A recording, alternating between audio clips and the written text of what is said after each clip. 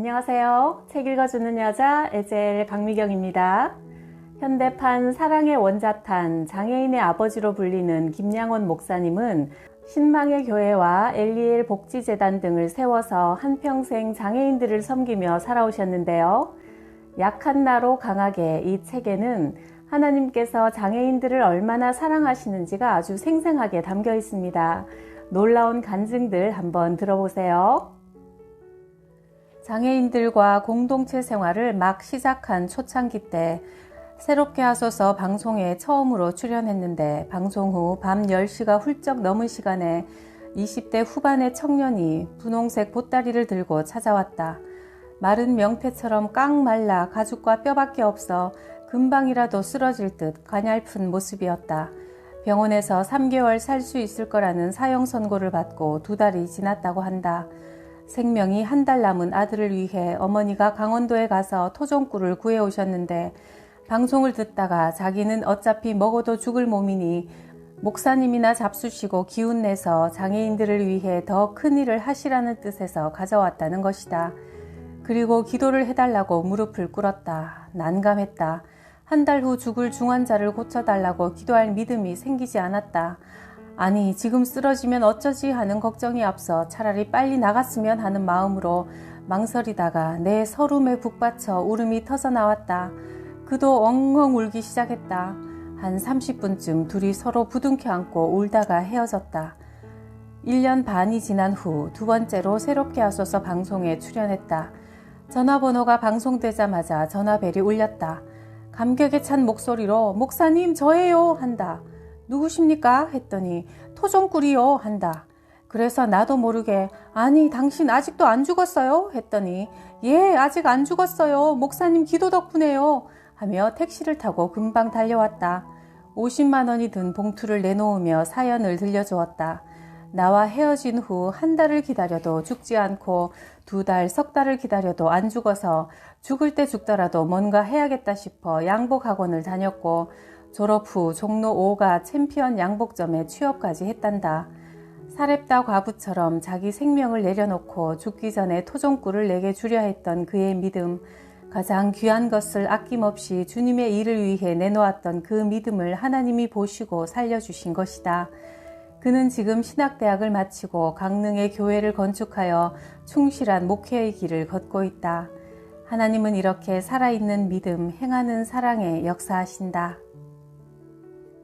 정부의 지원 없이 100여 명이 함께 생활하던 정말 어렵고 힘든 시절, 하루에 50kg의 쌀이 필요했다. 그런데 어느 날 쌀이 똑 떨어지고 말았다.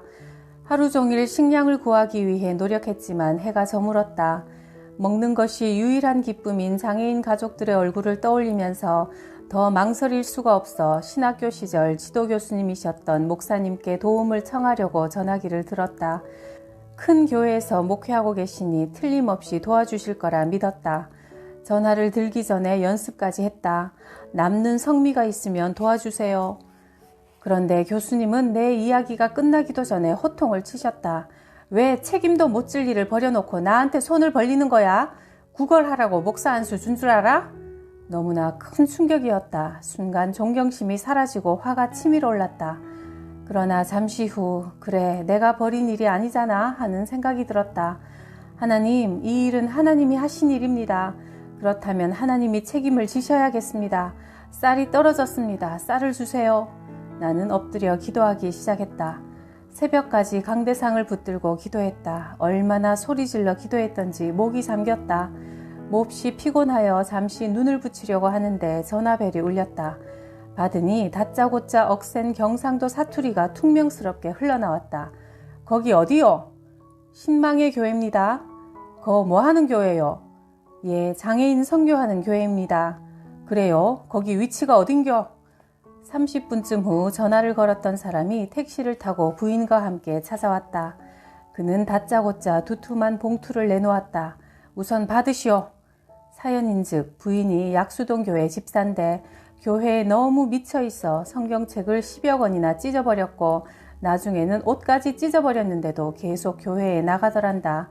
참다 못해 주먹질을 했는데 그래도 부인은 시퍼렇게 멍든 눈에 안대를 쓰고 교회를 가더란다. 남편은 화가 날 대로 나서 직접 내가 교회에 가서 따지겠다 하고서 부인을 따라 5일째 새벽 기도회까지 나갔단다. 하나님, 우리 남편을 여기까지 데려왔으니 이젠 하나님이 직접 책임져 주세요. 간절히 기도하는 아내의 모습을 보며 이를 갈고 주먹을 불끈 쥐다가 교회 밖으로 나오곤 했는데 얼마 전 아는 친구가 어려운 일을 부탁하며 청탁성 봉투를 놓고 가서 호주머니에 며칠 동안 넣고 다녔단다. 그런데 그날 새벽에 갑자기 자기도 모르게 기도가 나왔단다. 하나님, 이 봉투를 어떻게 하면 좋을까요? 그런데 신망해라는 단어가 눈앞에 보여서 114에 전화를 걸었다는 것이다. 순간 온몸에 전율이 흘렀다. 우리의 기도를 이렇게 놀라운 방법으로 응답해 주시는 하나님. 나는 그 하나님의 은혜에 감격하여 눈물을 줄줄 쏟으며 장애인들의 안타까운 현실과 쌀이 떨어져 밤새워 간절히 기도했던 일을 말했다. 하나님이 당신을 천사로 사용하셔서 우리의 양식을 해결해 주셨습니다. 묵묵히 듣고 있던 그가 갑자기 부인을 붙들고 엉엉 울기 시작했다. 여보, 하나님이 이렇게 살아계셔서 역사하시는데 그걸 모르고 내가 당신을 핍박했소. 잘못했소. 여보, 용서해 주시오. 그때부터 부부는 같이 대성통곡하며 울었다. 그 후 그분은 지금까지 신앙생활을 열심히 하며 장애인들에게 지속적으로 천사 역할을 해주고 있다. 문방구 개통의 유통업을 하며 많은 학용품을 신망의 장애인들에게 지속적으로 지원해 주었다. 그날 이후 하나님은 우리 신망의 식구들이 식량 걱정을 하지 않도록 큰 은혜를 베풀어 주셨다. 그런데 만약 그때 지도 교수님이 이렇게 말씀하셨으면 어떻게 되었을까? 김 목사 힘내게, 내가 내일 쌀을 좀 보내주겠네. 그랬다면 그날 나는 밤새워 간절히 기도하지 않았을 것이다. 그리고 하나님이 우리를 위해 준비하고 계셨던 더 큰 일을 얻지 못했을 것이다. 그 이후로 나는 힘들고 고통스러운 일이 생겨도 그전처럼 걱정하지 않는다. 이 어려움 때문에 더 좋은 것을 주실 하나님의 비밀이 눈에 훤히 보이기 때문이다. 1983년 3월 회기동 도로변 상가 건물을 월세로 빌려 재활의 터전으로 삼았다. 그러나 아래층 상가 입주 상인들이 장애인들이 이사온 후부터 장사가 안 된다는 이유로 나가라고 협박했다. 그러나 갈 곳도 없고 받아줄 곳도 없었다. 당시에는 집값 떨어지고 자녀 교육에 안 좋다며 모든 사람이 장애인이 옆에 이사오는 것을 싫어했다. 눈앞이 캄캄했고 할 수 있는 것은 기도밖에 없었다. 전 교인이 기도 결사대를 조직하여 3일 동안 금식하며 밤낮 쉬지 않고 기도하자는 제안에 장애인들 30여 명이 동참했다. 주일 예배를 마친 후 망우리 공동묘지 정상 부근에 자리를 잡고 기도를 시작했다. 3일 금식이 끝난 날 화요일 아침 7시경 전화벨이 울렸다. K여행사 조 권사님이었다. 신망의 교회의 어려운 소식을 듣고 100만 원을 후원해 주시겠다는 전화였다. 80년대였으니 100만 원은 아주 큰 돈이었다. 할렐루야, 드디어 결사대의 뜨거운 기도에 응답이 온 것이다. 급히 기도대원들에게 알렸고 저녁에 다시 망우리 공동묘지에 모여 더욱 뜨겁게 기도했다. 그리고 수요일 아침 9시경 조 권사님의 친구인 소망교회 양 집사님이 기도하다가 감동이 되어 200만 원을 헌금해 주셨다. 이 기쁨을 다시 대원들에게 알렸고 우리는 또다시 망우리 공동묘지를 찾아 목소리 높여 할렐루야를 외치며 기도했다. 목요일 아침 조 권사님으로부터 또 전화가 왔기에 양 집사님이 200만 원을 헌금하기로 했다는 소식을 전했더니 참 고마운 친구네요. 제가 그분보다는 더 해야 하지 않겠습니까? 하시며 300만 원을 헌금하겠다고 하셨다. 그런데 금요일 아침에 양 집사님이 다시 전화를 해서 400만 원을, 토요일 아침에 조 권사님이 또 전화를 걸어와 500만 원을 약속하시며 전화를 끊으셨다. 세상에, 우리는 기도만 했을 뿐인데 하나님이 놀랍게 역사하셨다. 아이고, 하나님, 우리가 더 기도하다가는 이분들 남편에게 쫓겨나겠습니다 하며 우스갯소리를 했을 정도였다. 주일 예배 준비를 하느라 토요일 밤에는 공동묘지를 찾지 못했다. 두 분의 후원금 시속 게임도 거기서 멈췄다. 하나님은 이분들을 천사로 사용하셔서 900만 원을 보내주셨고 우리는 그 돈으로 청량리 한복판에 90평짜리 궁궐 같은 곳을 전세로 얻어 이사할 수 있었다. 그 누가 이런 경험을 해보았을까? 저녁에 기도하고 아침에 응답받고 다음 날 또 응답받고 그 다음 날 또 응답받는 놀라운 기적을. 하나님이 기뻐하시는 삶을 살기만 하면 고통도 환난도 오히려 축복의 기회로 바꿔주신다. 장애인들에게 숙소를 마련하기 위해 성도들이 조금씩 모은 헌금으로 230평 땅을 마련했다. 그런데 1999년 그 부지가 아파트 용도로 편입되면서 15억이나 되는 큰 금액을 보상받게 되었다.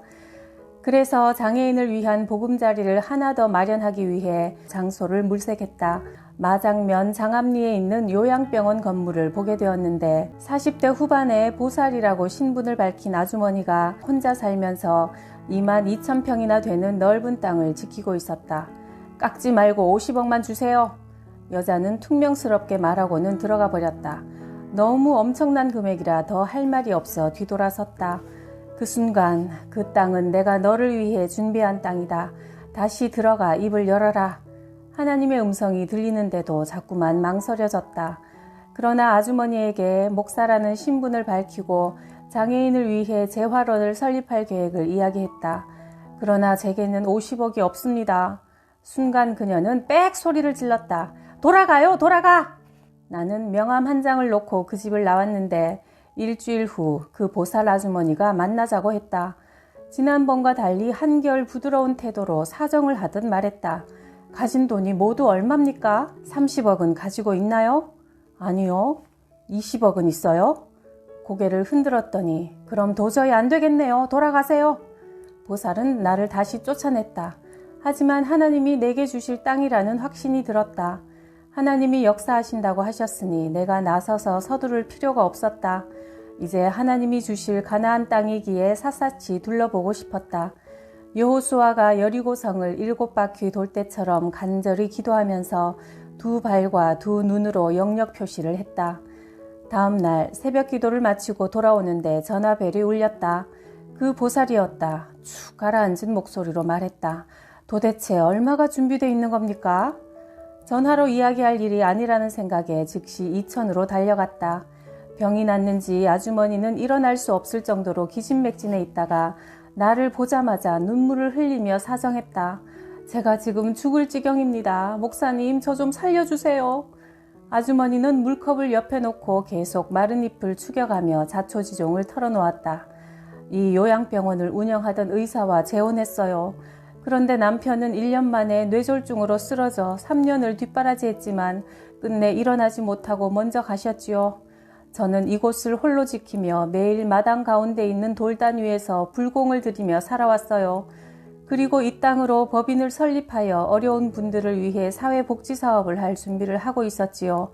그런데 목사님이 다녀가신 다음 날 불공을 드리는데 갑자기 하늘에서 엄청나게 무서운 불빛이 돌단을 쭉 비쳐 깜짝 놀라 밑으로 굴러 떨어지고 말았습니다. 너무 무서워서 일어나지도 못한 채 벌벌 떨고 있는데 이제부터 내가 이 집의 주인이다 라는 음성이 똑똑히 들렸어요. 그때부터 지금까지 무서워서 돌 근처에도 가지 못했어요. 불공도 못 드리고요. 그래서 고민하다가 반값이라도 받고 팔아야겠다는 생각에 어제 전화를 했는데 목사님이 20억도 없다고 하셔서 다른 사람에게 팔려고 했습니다. 그런데 어제 저녁 꿈에 다시 그 불빛이 나타나 이제부터 내가 이 집의 주인이다 라고 하기에 도대체 당신이 누군데 내 땅을 당신 것이라고 합니까? 물었더니 나는 하나님이다 하시는 거예요. 꿈에서 깨어난 후 이대로 있다가는 내가 내 명대로 못 살고 죽겠다는 생각이 들더라고요. 그래서 하나님이 목사님께 이 땅을 드리라고 하신 것으로 깨닫고 전화를 한 겁니다. 그런데 목사님, 도대체 얼마나 가지고 계십니까? 목사님, 제가 하나님께 헌금하는 마음으로 드릴 테니 그 금액 13억 5천만 원만 제게 주세요. 하나님이 직접 역사하신 기적은 여기서 끝나지 않았다. 법인 이름을 짓기 위해 기도하는데 하나님이 내게도 나타나 말씀하셨다. 내가 주인이니라. 그 말씀을 받아 법인 이름을 엘리엘 동산, 곧 하나님이 주인이시라는 뜻의 이름으로 정했다. 나는 그 아주머니가 이미 준비한 서류로 법인 신청을 했다. 2000년 1월 1일 장애인의 요람인 엘리엘 동산은 이렇듯 강력한 하나님의 사랑의 손길로 개원되었다. 그리고 지금 100여 명의 장애인과 직원들이 은혜의 동산을 만들어가고 있다. 하나님의 역사는 우리 인간의 계산으로는 도무지 상상할 수 없이 크고 놀랍다. 그분의 뜻을 행하시기 위해 하나님은 오늘도 크신 손을 펼치고 계신다. 1990년 8월 7일 신망의 재활원 역사에서 잊을 수 없는 끔찍한 사건이 일어났다. 10년 동안 피땀과 눈물로 가꾸어온 보금자리 400여 평 비닐하우스 건물이 순식간에 재로 변한 것이다. 이웃 공장의 화재가 바람을 타고 옮겨붙어 30여 분 만에 100명의 안식처를 태워버렸다.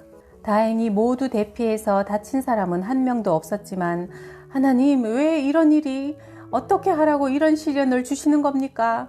눈동자처럼 지켜주신다고 해놓고 이게 웬일입니까?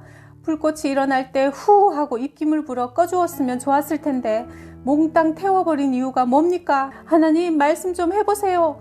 외치며 기도하기 시작한 지 3시간쯤 되었을 때 하나님의 응답이 들렸다.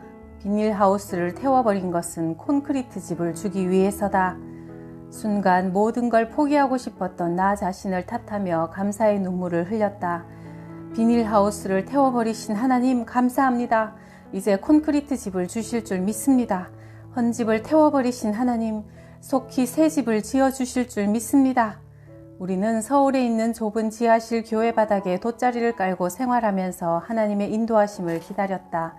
화재 후 일주일이 지난 8월 15일 하나님이 드디어 더 이상 이사를 다니지 않아도 되는 현재의 남양주시 콘크리트 건물을 허락해 주셨다. 8,000평 부지에 5,000평 건물을 말이다. 장애인 선교에 획기적인 요람이 될 수 있도록 복에 복을 더해 주셔서 현재 우리 신망에는 300명 장애인들과 130명의 사회복지사들이 일하고 있다. 하나님의 일을 하는데 화재는 문제가 되지 않았다. 우리에게 다가오는 환난과 역경도 문제가 될 수 없었다. 가장 절망적일 때 가장 희망적인 하나님의 역사가 일어나는 것을 깨달았다. 밤 9시가 넘어서 겨우 업무를 끝내고 사무실을 막 나서려고 하는 순간 전화벨이 울렸다. 목사님, 저 좀 데리러 와주세요. 하반신을 쓰지 못하는 중증 장애인 23살의 아리따운 아가씨였다. 목사님, 우리 식구가 이사를 가버렸어요. 그런데 짐 정리하고 오겠다던 가족들이 아직도 안 와요. 순간 가슴이 쿵 내려앉았다. 조금만 기다려요. 지금 당장 데리러 갈게요. 우리는 한밤중에 차를 타고 달렸다. 도착했을 때 그녀는 대문 앞에 앉아서 울고 있었다. 새로 그 집에 이사를 온 주인은 이렇게 말했다. 정말 세상에 어떻게 이럴 수가 있어요? 빗자루 하나 남기지 않고 다 가져가면서 딸은 이렇게 버리고 가다니. 다행히 그 아가씨는 성격이 쾌활해서 신망의 생활에 적응을 잘 했다. 하지만 얼굴에 가득한 쓸쓸함과 부모에 대한 그리움은 숨길 수 없었다. 그녀는 집 생각이 나면 밥을 잘 먹지 못했다. 1년 후 가까스로 그녀의 가족이 이사한 곳을 알게 되었다. 추석 전날 그녀를 데리고 가족을 찾아갔다. 그녀를 다시 만난 부모 형제들도 반가워했다. 그녀를 위해 좋은 일을 했다는 생각에 집으로 돌아오는 길이 무척 즐거웠다. 그런데 이게 웬일인가? 집에 돌아오니 그녀가 문 앞에 앉아 있는 게 아닌가? 목사님 가시자마자 가족들이 저를 택시에 태워 이곳으로 다시 보냈어요. 그녀는 서럽게 통곡했다. 가족들에게 또다시 버림받은 것이다. 목사님, 이제 저에게는 부모가 없어요. 형제도 없어요. 이제 아무데도 안 갈 거예요. 저를 보내지 마세요. 그녀는 내 가슴에 매달려 한참을 울었다. 나도 엉엉 소리내어 울었다. 그녀는 그 뒤로 신앙생활에 전념했다. 노래를 잘 불러서 찬양으로 선교하는 기회를 얻었고 많은 사람의 사랑을 독차지했다. 그녀의 찬양을 듣고 있으면 성령의 임재를 경험한다. 그녀는 지금 하나님께 귀하게 쓰임받고 있다. 걸을 수는 없지만 부모에게 버림받고 형제들에게도 버림받았지만 하나님께는 참으로 귀한 존재인 것이다. 그녀는 지금 결혼해서 행복한 삶을 살고 있다. 부모 형제에게 버림받은 상처도 하나님 안에서 치유받았다. 그래도 그녀는 때때로 아플 것이다. 자신을 버린 가족이지만 그리움으로 눈물 지을 때가 많을 것이다. 장애 때문에 자식을 버리는 부모 또한 마음이 편치 않을 것이다. 얼마나 많은 죄책감에 시달리겠는가. 얼마나 떳떳지 못한 삶을 살겠는가. 우리나라가 장애에 대한 편견을 달리할 때가 되었다. 장애인을 별다르게 보지 않고 똑같은 인간으로 바라봐 주는 것이 필요하다. 장애를 가진 이에게 베푼 사랑이 가난하고 병든 자를 위해 이 땅에 오신 예수님을 섬기는 일이며 부지 중에 천사를 대접하는 일이라고 나는 감히 말하고 싶다. 월세집, 전셋집으로 자주 이사를 하다 보니 이사 비용도 만만치 않고 너무나 힘들었다. 아내가 작은 집이라도 하나 장만해야겠다며 적금을 붓기 시작했다. 3년 후 적금을 타서 계약금 삼아 대출을 받아서 집을 사려고 아내는 부푼 꿈을 안고 여기저기 집을 알아보기 시작했다. 그 꿈이 거의 이루어질 무렵 가깝게 지내던 여전도사님이 금요 기도회에 참석하여 간증을 하셨다. 경북 상주의 산골에서 농가를 구입해 시각장애인 20여 명을 모시고 함께 농사지으며 살아가는데 예배드릴 처소가 없다는 것이다. 그 순간 내 가슴이 찡한 감동을 느끼며 전율이 흘렀다. 마음속 깊은 곳에서 음성이 들려왔다. 너희가 예배 처소를 만들어 주어라. 간증이 끝나고 나는 나 자신도 모르게 입을 열었다. 우리가 은혜 받은 대로 건축 헌금을 들여서 조립식 예배당이라도 지어드립시다. 헌금함을 돌리고 봉투를 열어 일일이 확인하며 호명하는데 내 이름과 1천만 원의 작정 헌금이 적혀 있었다. 아내의 글씨였다. 너무 놀라 아내를 슬쩍 바라보니 생글생글 웃고 있었다. 순간 아내가 동그라미 하나를 잘못해서 더 적은 것이라 생각했다. 그러나 예배 후 아내는 말했다. 적금을 타면 다 드리기로 했어요. 우리 집을 장만하는 것보다 하나님의 집이 먼저 아니겠어요? 아내는 시간이 오래 지나면 시험에 든다며 다음 날 바로 적금을 찾아서 헌금했다. 마음을 다한 아내의 헌금에 교인들도 감동을 받아 총 1,700만 원이 모아졌다. 이 소식을 들은 어느 목사님이 자재비만 받고 공사를 해주셔서 한 달 후 40평 예배당을 건축해 입당하게 되었다. 그 일이 있은 지 얼마 후 어느 권사님이 장애인들을 위해 사용하라며 시가로 10억이 넘는 450평 건물을 기증해 주셨다. 정확히 우리가 드린 적금액의 100배가 되는 액수였다. 우리는 이 건물을 장애인 요양원으로 사용하고 있고 물론 우리도 이 집으로 이사하여 다시는 이사 걱정을 하지 않게 되었다. 아내와 내가 사려고 생각한 집은 아주 작은 집이었는데 하나님은 더 큰 집을 주신 것이다.